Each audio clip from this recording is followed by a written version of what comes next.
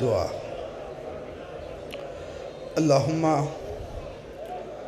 کل ولیک الحجۃ ابن الحسن علیہ السلام صلواتک علیہ وعلی آبائہ الطیبین الطاہرین فی ہذہ الساعۃ وفی کل ساعۃ من ساعۃ اللیل والنہار ولیاً وحافظاً وقائداً وناصراً ودلیلاً وعینا حتی تسکنہ ارضک طوعاً وتمتعہ فیہا طویلا۔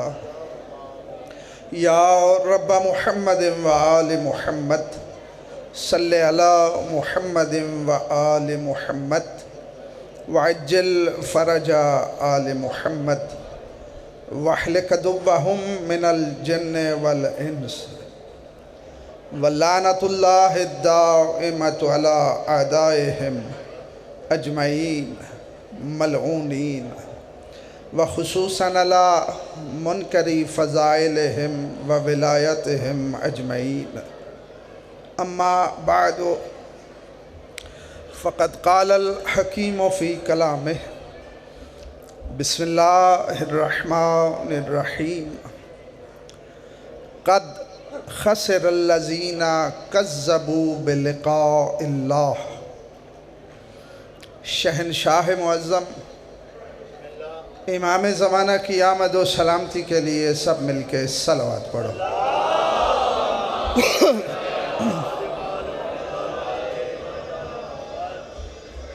ایسے نہیں، جو کچھ ہوا اسے ذہن سے نکال کر صلوات کو عبادت سمجھ کر بلند آواز سے پڑھے۔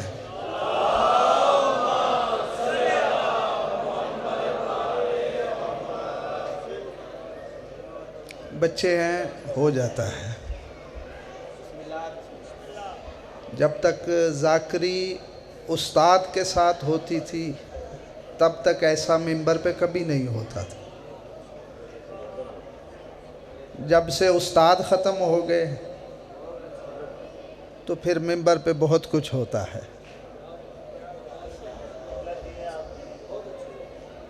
اب آدھی رات تقریباً ہو گئی ہے، جی میرا چاہ رہا ہے یہ نیا نیا ایک فتویٰ آیا ہے، بلکہ فتوے اکثر آتے رہتے ہیں۔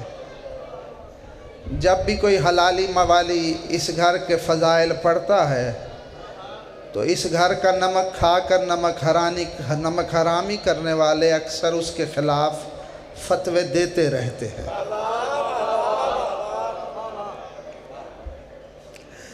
اور میں اکثر ذاکرین علماء پڑھنے والے خطباء سے کہتا ہوں کہ جب بھی تمہارے خلاف کوئی فتویٰ آئے تو تم سجدہ شکر ادا کیا کرو۔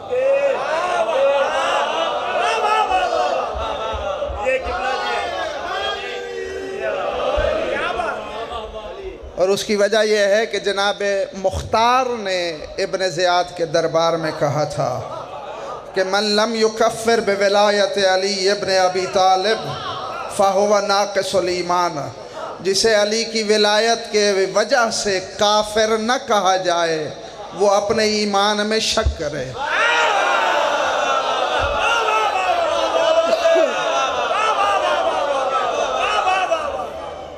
اگر مزاج ہو تو میں 2 جملے پڑھوں۔ سورہ انعام سے ایک آیت کا ایک حصہ میں نے پڑھا ہے جس میں خالق کائنات اپنی مخلوق میں سب سے بڑے نقصان میں جانے والوں کی بات کر رہا ہے، اور مجھے یقین ہے میرے علم کے مطابق آج تک شاید ممبر پہ اس عنوان سے گفتگو نہیں ہوئی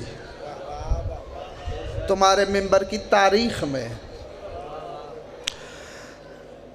وہ اعلان کر رہا ہے کہ قد خسر الذین کذبوا بلقاء اللہ سب سے زیادہ خسارے میں ہیں وہ لوگ جو اللہ کی ملاقات کا انکار کرتے ہیں۔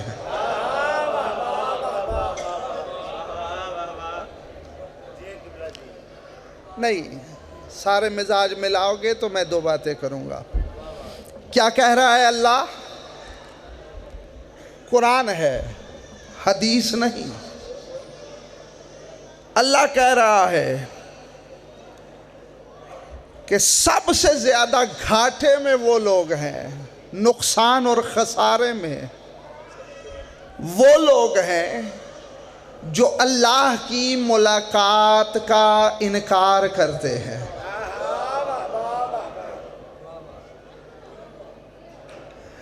اس کا مطلب ہے قرآن کہتا ہے کہ ہر مومن اللہ کی ملاقات کرے گا، ہے؟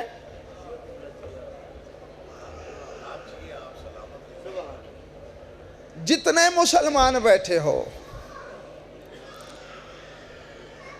میرے ایک سوال کا پہلے جواب دو، پھر میں آگے بات کروں گا۔ اللہ نظر آتا ہے؟ بولو۔ یہ دو چار ہی بولے ہیں، باقی روز اللہ سے ملتے ہو؟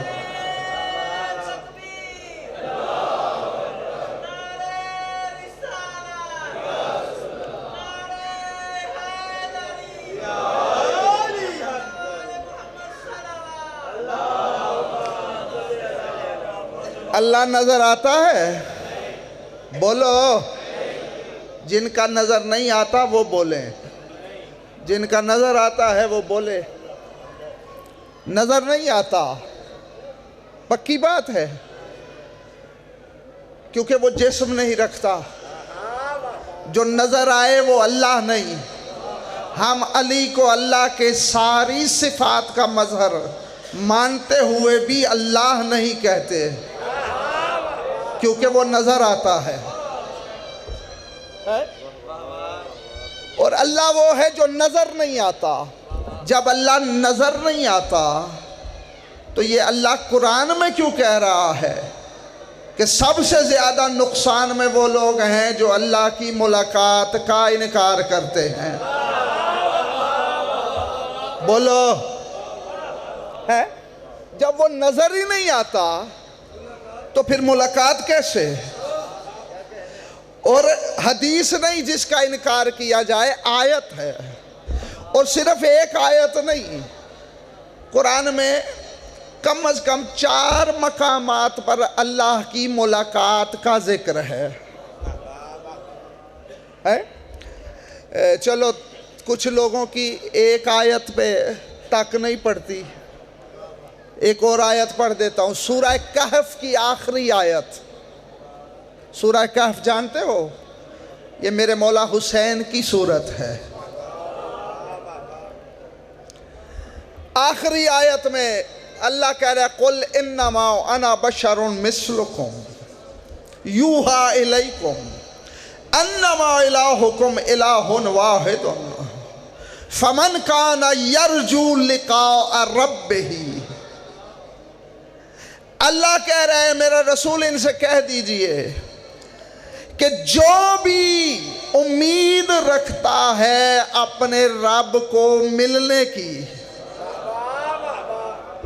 فَلْيَعْمَلْ عَمَلًا صَالِحًا، تو وہ ایک عمل صالح کرے۔ اس کا مطلب ہے کہ اللہ مل سکتا ہے۔ بات میں نے مشکل سی کر دی ہے، لیکن یہ مجبوری ہے، ضرورت بھی ہے اس وقت کی کہ یہ بیان کیا جائے کہ اللہ تو نظر نہیں آتا، اور قرآن میں اللہ کہہ رہا ہے جو اللہ کی زیارت اور ملاقات کا انکار کرتا ہے وہ نقصان میں ہے۔ ایک اور آیت میں اللہ کہہ رہا ہے جو اللہ کی ملاقات کا انکار کر دے وہ ہدایت پر نہیں ہے۔ اگر آپ سب کا دل ہو تو میں یہاں ویسے ہی نہیں آیا، آج میرا دل چاہ رہا ہے تمہیں اللہ دکھا دوں. اور یار نہیں دل کر رہا تو بولو میں.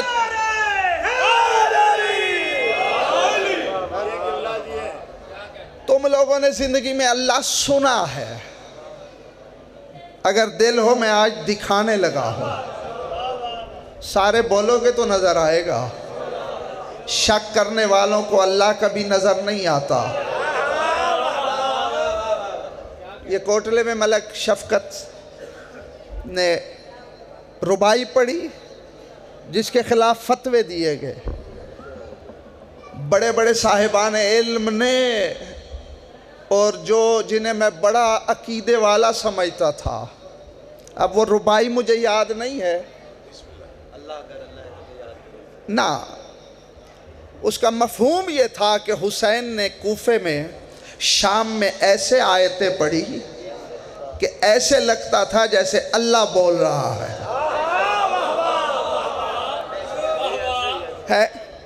اور انہوں نے کہا جی حسین کو اللہ کہا. آؤ میں ویسے بھی منبر پہ بڑی ذمہ داری سے پڑھنے کا عادی ہوں. اس کی وجہ یہ ہے کہ مجھ پہ دوسروں نے اعتراض نہیں کرنا, اپنوں نے اعتراض کرنا ہوتا ہے. اللہ ویسے ہی نہیں دکھانے لگا. تمہارے مذہب کا ستون ہے شیخ صدوق علیہ الرحمہ.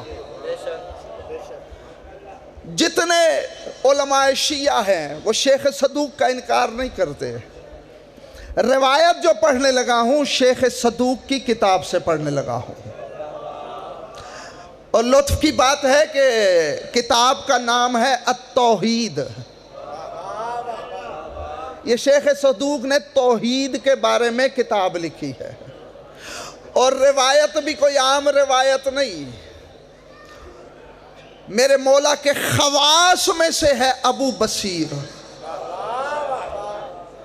نام سنا ہے ابو بصیر کا؟ بولو. ظاہراً نابینا ہے اور نام ہے ابو بصیر, بصارت کا مالک. ظاہر میں نابینا ہے. ان کے نام ویسے ہی نہیں رکھے, مولا نے جو رکھے ہیں. ہماری طرح تو نہیں رکھتے. ہمارے نام ضروری نہیں ہے کہ جس کا جو نام ہو وہ مسمى بھی وہی ہو. ہمارے محلے میں ایک صدیق ہے, نام کا صدیق ہے, اور مشہور یہ ہے جو جھوٹ بلوانا ہو اسی سے بلوا لو. ہاں لیکن ان کے جو رکھے ہوئے نام ہوتے ہیں وہ ویسے نہیں. ابو بصیر ظاہراً نابینا ہے. ایک دن چلتا ہوا مولا کی بارگاہ میں آیا. مولا یہ بندوں نے مجھے نا تانا دیا ہے, اپنے آپ کو بڑا مولا کا خاص سمجھتا ہے. اگر بڑا خاص ہوتا تو مولا تجھے آنکھیں نہ دیتے. مولا نے فرمایا ابو بصیر کل جب میں آؤں نا تو انہی سے پوچھنا کہ مولا آئے ہیں یا نہیں. صبح ہوئی, مولا تشریف لے آئے, ابو بصیر بھی آ کے بیٹھ گیا, وہی بندے سارے آ کے بیٹھ گئے. ابو بصیر نے پہلے سے پوچھا یار میں تو اندھا ہوں, مولا تشریف لے آئے ہیں یا نہیں؟ کہتا ہے چپ کر جا, ابھی نہیں آئے. تم بھی چپ رہو. دوسرے سے پوچھا یار مجھے نظر نہیں آتا, مولا تشریف لے آئے یا نہیں؟ کہتا ہے نہیں ابھی نہیں آئے. تیسرے سے پوچھا, مولا نے فرمایا ابو بصیر بتا ان جیسی آنکھیں چاہیے.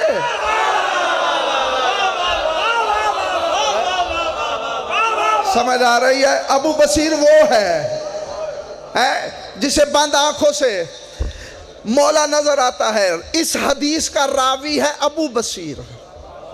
یہ میں نے تھوڑی سی تمہید اس لیے باندھی ہے کہ اس روایت میں ابو بصیر نے آخر میں پوچھا تھا کہ مولا یہ فرمان میں ہر کسی کو سنا دوں؟ مولا نے فرمایا ہر کسی کو نہ سنانا, صرف حلال زادوں کو سنانا. اور حلال زادوں کی صرف دو ہی پہچانیں ہوتی ہیں, یا تو ڈی این اے ٹیسٹ کرواؤ یا اس کے سامنے علی کے فضائل پڑھو. سمجھ آ رہی ہے میرے سامنے بھی تمہارے؟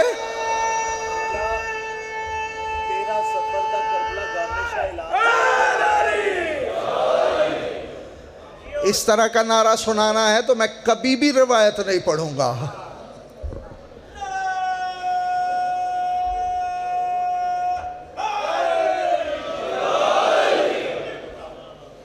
چلو کچھ گزارا ہو گیا.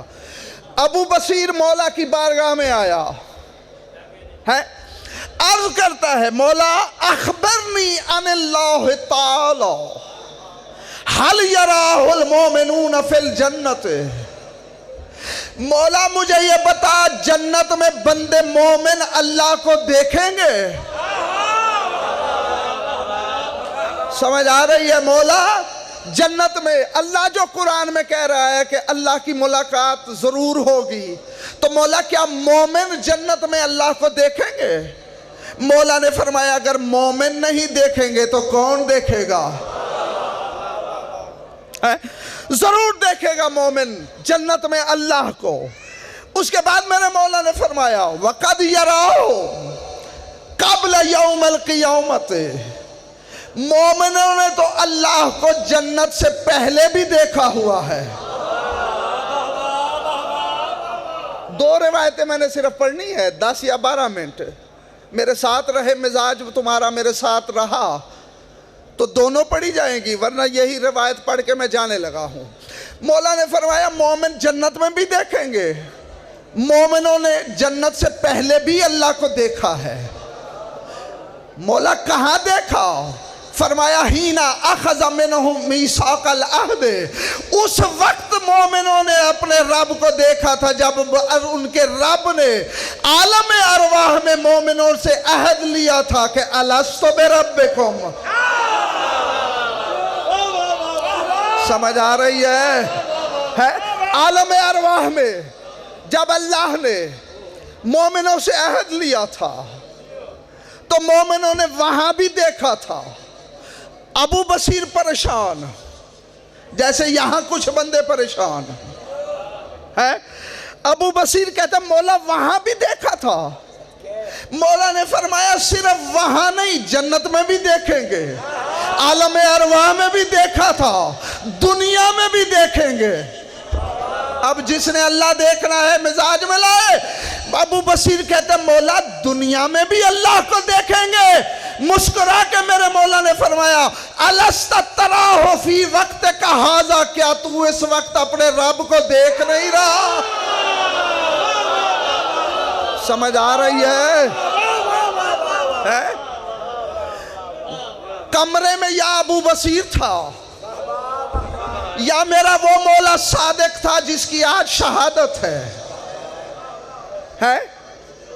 مولا فرماتے ہیں تو اب اپنے رب کو اس وقت دیکھ نہیں رہا. ابو بصیر تھا، بصارت کا باپ، دیکھ کے کہتا ہے بلا مولا دیکھ رہا ہوں. پتہ نہیں کس خیال میں بیٹھا ہو، ابھی بھی سمجھ نہیں آئی. امام کو دیکھنا ایسے ہی ہے جیسے اللہ کو دیکھا جائے. سمجھ آ رہی ہے؟ اب دوسری روایت بھی پڑھوں یا نہ پڑھوں؟ ہے یعنی تیرے چھٹے مالک کی نظر میں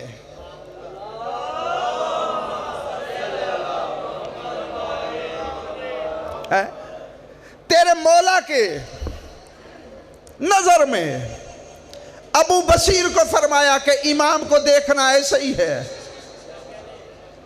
جیسے، بولو پتہ نہیں کیوں پریشان ہو، جیسے اللہ کو دیکھا ہو. اور یار یہ صرف پہلی بات ایک اور وضاحت بھی کرتا جاؤں، یہ اب رواج چل گیا ہے جی، فلانے نے غلط پڑھا، فلانے نے شرک کیا، فلانے نے کفر کیا.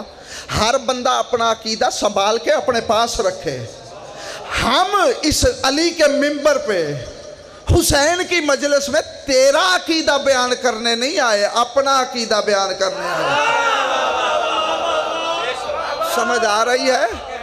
ہاں اگر تو تیرا عقیدہ بیان کرنا ہو تو پھر تم سے پوچھیں گے. ہر بندے کا عقیدہ برابر تو نہیں ہوتا. برابر ہوتا ہے؟ بولو. فرق ہے نا. ہر عقیدے اور دوسرے عقیدے والے میں فرق ہوتا ہے. اور ویسے بھی حلال زادوں کا عقیدہ حرام زادوں سے نہیں ملتا. سمجھ آ رہی ہے؟ ہاں. لذا ہر بندہ اپنے منبر پہ ہاں عقیدہ دلیل سے بیان کرو، دلیل کے بغیر نہیں. اور کفر و شرک کے فتوے بھی لگانے ہیں تو یا قرآن سے لگاؤ یا مصطفیٰ کے فرمان سے لگاؤ. علماء کی عزت کرو، لیکن جو عالم دین اپنے دماغ سے بتائے اس میں اور ابلیس میں کوئی فرق نہیں ہوتا. سمجھ میں آ رہی ہے میری بات ہے؟ ہاں ہاں. امام کو دیکھنا ہو ایسے ہی ہے جیسے بولو یار پتہ نہیں کیوں پریشان ہو گئے ہو. امام تو امام ہے. میرے رسول سے بی بی ام المومنین سے نے پوچھا تھا جب حسین کو چوم رہے تھے نا، تو بی بی نے کہا یا رسول اللہ حسین کو کیوں چوم رہے ہو؟ پہلے تو میرے رسول نے فرمایا من زار الحسین فقط زار اللہ علی عرشہ. جس نے حسین کی زیارت کی ایسے ہی ہے جیسے عرش پہ اللہ کی زیارت کی. سمجھ آ رہی ہے؟ حسین تو حسین ہے. تاریخ بتاتے بتاتے رسول نے فرمایا 60 ہجری کے بعد من زار قبر الحسین فقط زار اللہ علی عرشہ. جو حسین کی قبر کی زیارت کرے ایسے ہی ہے جیسے عرش پہ اللہ کی زیارت کی ہے. سمجھ آ رہی ہے؟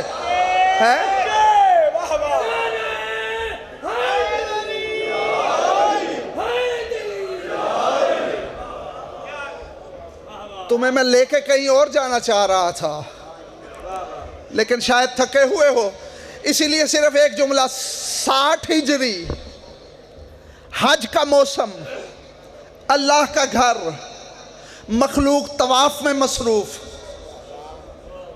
ہے. روایت جو پڑھنے لگا ہوں مدینۃ المعاجز سرکار سید ہاشم بحرینی نے لکھی ہے.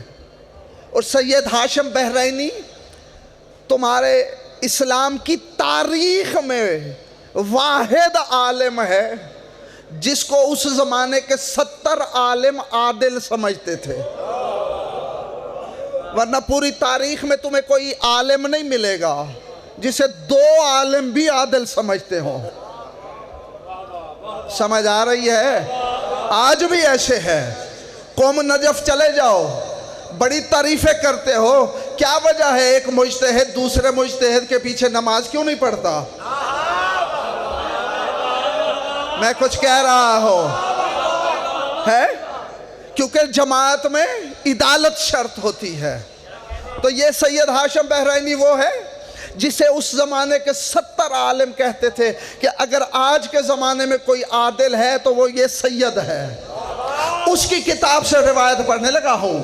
60 ہجری اللہ کا گھر، حاجی حج میں مصروف، لوگ طواف کر رہے تھے. 5 لاکھ حاجی اللہ کے گھر کا چکر لگا رہے تھے. ایک دم ایک آواز فضا میں گونجی. اب مزاج ملا، فضا میں آواز گونجی. لوگ آواز کے تعاقب میں گئے. کیا دیکھا؟ حسین کعبے کی دیوار سے ٹیک لگا کے کھڑا ہے. میرا مولا حسین کعبے کی دیوار کو ٹیک لگا کے کھڑا ہے. میں نے اکثر ائمہ کے بارے میں دیکھا ہے کہ جب بھی کعبے کے ساتھ ان کا ذکر آتا ہے، میں نے اکثر کتابوں میں دیکھا ہے کہ ہر معصوم کعبے کی دیوار کو ٹیک لگا کے کھڑا ہوتا ہے. جاؤ مسلمانوں سے پوچھو کسی میں جرت ہے کہ اللہ کے گھر جائے اور اللہ کے گھر کو پیٹ کر کے کھڑا ہو جائے؟ بولو، ہے کسی مسلمان میں جرت؟ جرت نہیں ہے نا، توہین ہے اللہ کی گھر کی، کوئی اللہ کے گھر کو وہاں پیٹ کر کے کھڑا ہو جائے۔ یہ 14 جب بھی جاتے ہیں یہ کیوں دیوار کو ٹیک لگا کے کھڑے ہوتے ہیں؟ یہ خود سوچنا۔ مولا حسین کعبے کی دیوار کو ٹیک لگا کے کھڑا ہے، حسین بادشاہ کا ہاتھ کسی کے ہاتھ میں ہے، اور جس کے ہاتھ میں حسین بادشاہ کا ہاتھ ہے نا، اس نے ہاتھ حسین کا اٹھایا ہوا، اور وہ مخلوق کو مخاطب کر کے کہہ رہے ہو کس چکر میں اللہ کے گھر کے چکر لگا رہے ہو؟ پہلے حج کے قابل تو بن جاؤ، اور اعلان کرنے والا کہہ رہا ہے لوگوں میں بشر نہیں، میں انسان نہیں، انا جبریل الامین، میں جبریل ہوں۔ اور حسین کا ہاتھ اٹھا کے جبریل لوگوں کو دکھا کے اعلان کر رہا ہے ایھا الناس تعالوا الی بیت اللہ ھذہ ید اللہ، اور لوگوں جس نے اللہ کی بیعت کرنی ہے میرے قریب آئے، میرے ہاتھ میں اللہ کا ہاتھ ہے۔ اللہ اکبر، سمجھ آ رہی ہے؟ اس کا مطلب ہے جبریل کا عقیدہ یہ ہے کہ حسین سے بیعت کرنا ایسے ہی ہے جیسے اللہ سے بیعت کی ہو۔ ہے ذرا لگاؤ فتوے جبریل پہ بھی۔ ابھی کچھ دیر پہلے حافظ صاحب قبلہ پڑھ رہے تھے نا کہ اللہ قرآن میں کہتا ہے عمل کرو، اللہ بھی دیکھ رہا ہے، ویسے ہی رسول بھی دیکھ رہا ہے، اور ویسے بھی مومنین دیکھ رہے ہیں۔ اس کی ظاہری تفسیر مولا نے فرمایا یہ مومنین سے مراد 12 امام ہیں، یہ ہے اس کی ظاہری تفسیر۔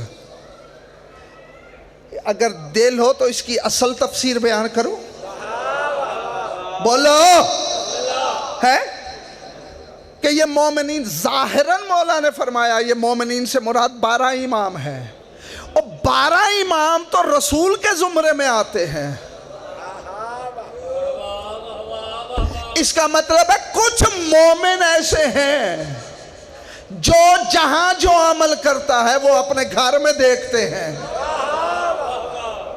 سمجھ آ رہی ہے؟ یعنی کچھ چیزیں ایسی ہیں جو اللہ سے ملتی ہیں۔ دوسری روایت پڑھ جاؤں یا نہ پڑھوں؟ ویسے حق تو نہیں بنتا پڑھنا، لیکن چلو، ان کو دیکھنا ایسے ہی ہے جیسے، بولو، کس کو دیکھنا؟ 14 کو دیکھنا، بولو، سارے بولو گے تو میں آگے جاؤں گا۔ ان کو دیکھنا ایسے ہی ہے جیسے اللہ کو دیکھنا ہے۔ اسی لیے تو انہیں وجہ اللہ کہا جاتا ہے۔ لیکن آؤ چلو، ہو سکتا ہے کوئی مولوی شیخ صدوق کی روایت کا انکار کر جائے، لیکن میرے خیال میں کوئی مولوی ایسا نہیں جو باب خمینی کا انکار کر جائے۔ بولو، روایت جو پڑھنے لگا ہوں ویسے تو سینکڑوں کتابوں کا حوالہ ہے میرے پاس، لیکن میں سرکار خمینی کی کتاب سے پڑھنے لگا ہوں، تاکہ کوئی مولوی انکار نہ کرے۔ سرکار خمینی کی کتاب ہے سر الصلاۃ، جس کا فارسی میں بھی ترجمہ ہے، اردو میں بھی ترجمہ ہے،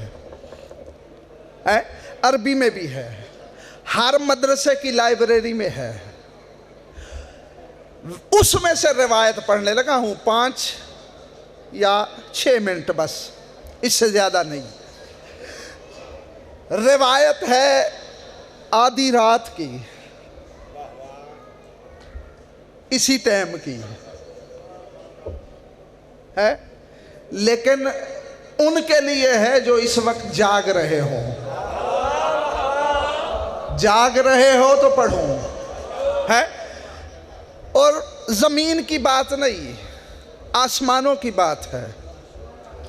شب معراج جب رسول آسمانوں پہ گئے، بہت طویل روایت ہے، اس میں سے ایک حصہ بس پڑھنے لگا ہوں۔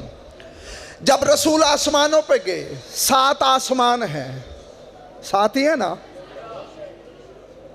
نہیں دل کر رہا تو مجھے کوئی مجبوری نہیں ہے، 7 آسمان ہے۔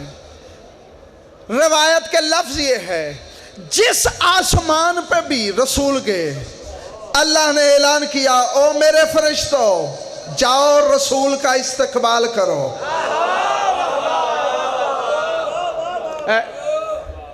جاؤ رسول کا، میرے رسول کا استقبال کرو۔ جاؤ علماء سے پوچھو، حدیث کی کتابیں کنگالو، فرشتے کرتے کیا ہیں؟ بہت سارے فرشتے ایسے جب سے خلق ہوئے ہیں وہ سجدے میں ہیں، کچھ فرشتے ایسے ہیں جب سے خلق ہوئے ہیں قیامت تک وہ رکوع میں ہیں، کچھ قیام میں ہیں، کچھ قنوت کی حالت میں، سارے تسبیح کرتے ہیں۔ توجہ، سارے فرشتے اللہ کی تسبیح کرتے ہیں، اللہ کی عبادت کرتے ہیں، اللہ کے سجدے کرتے ہیں۔ عقل مند انسان وہ ہوتا ہے کہ جو کام بھی کر رہا ہو اس کام کو اس وقت تک نہ چھوڑے جب تک اس سے بہتر کام نہ ملے۔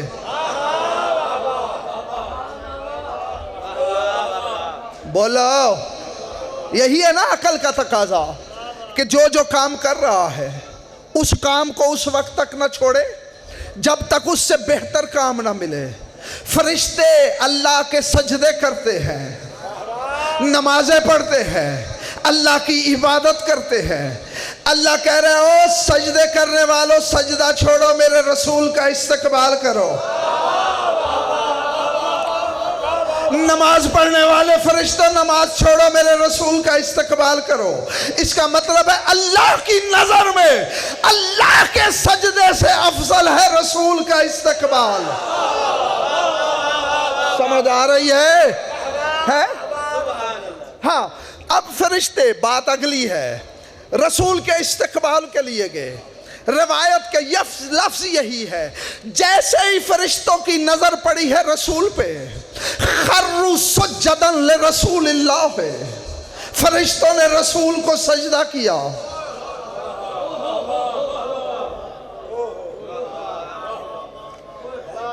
یار پریشان کیوں ہو رہے ہو؟ بندوں نے سجدہ نہیں کیا، فرشتوں نے کیا ہے، اور سنا ہے فرشتے معصوم ہوتے ہیں۔ فرشتوں نے رسول کو سجدہ کیا ہر آسمان پہ، ہمیں سمجھانے کے لیے۔ رسول نے فرمایا، فرشتوں سجدہ تو اللہ کو ہے، مجھے کیوں سجدہ کر رہے ہو؟ ظاہراً یہی ہے نا، سجدہ اللہ کو، مجھے کیوں سجدہ کر رہے ہو؟ ہر فرشتہ بے اختیار پکار اٹھاؤ، تجھے اس لیے سجدہ کر رہے ہو۔ ما اشبہ ھذا النور بمثل نور ربنا، تجھے اس لیے سجدہ کر رہے ہیں کہ تیرا نور بالکل ہمارے رب جیسا ہے۔ تیرا نور